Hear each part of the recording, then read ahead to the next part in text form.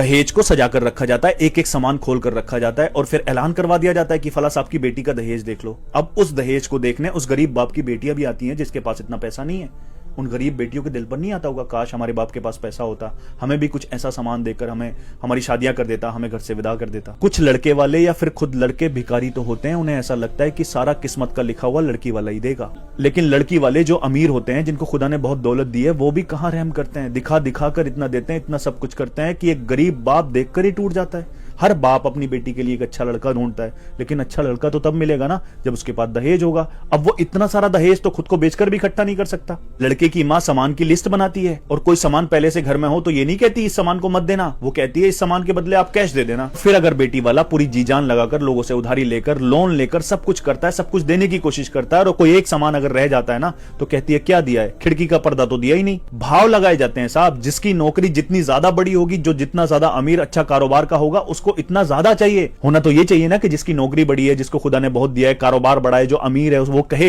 लड़की वालों से कि खुदा ने तो वैसे ही मुझे बहुत दिया है, मुझे बस आपकी बेटी चाहिए। लेकिन नहीं, जो ज्यादा अमीर है उसको और ज्यादा चाहिए। फिर कहते हैं बहू इज्जत नहीं करती। अरे कैसे करेगी, उसके बाप ने खरीदा है और उस खरीदने में उसका बाप कहां कहां गया है, किस किस के आगे हाथ फैलाया है, कहां कहां जाकर अपना सर झुकाया, उस बेटी ने सब देखा है। जिसके बाप को तुम परेशान कर रहे हो वो तुम्हारे माँ बाप की इज्जत कैसे करेगी। बेटी वालों को भी सब लड़के अंबानी चाहिए, अच्छा कारोबार होना चाहिए, अच्छी नौकरी होनी चाहिए, चाहे भले से उसमें हजार कमियां हो, हजार बुरी आदतें हो। एक नॉर्मल सी नौकरी वाला लड़का, नॉर्मल से परिवार वाला लड़का जो खा कमा लेता है, तुम्हारी बेटी का ख्याल भी रख सकता है, उसको बेटी नहीं देनी क्योंकि उसके पास दौलत नहीं है। भले से उसका कैरेक्टर भी अच्छा हो, उसकी आदतें भी अच्छी हो, अपने हाथ से अपनी बेटी की किस्मत नहीं लिख सकते, खुदा ने लिखी है। बहुत सारे अमीरों में मैंने बेटियों को जलते हुए भी देखा है और गरीबों के घर मैंने बेटियों को सुकून से रहते हुए भी देखा है। खुदा ने दौलत दी है तो हम ऐसा भी कर सकते हैं कि अपनी बेटियों की शादी में थोड़ा कम खर्च करके गरीब की बेटी की शादी कर दें और उस गरीब की बेटी से बोलें कि मेरी बेटी के लिए दुआ करना। ऐसे दिलों से दुआएं मिलेंगी ना तो फिर आपकी बेटी की बुरी तकदीर भी समझ जाएगी।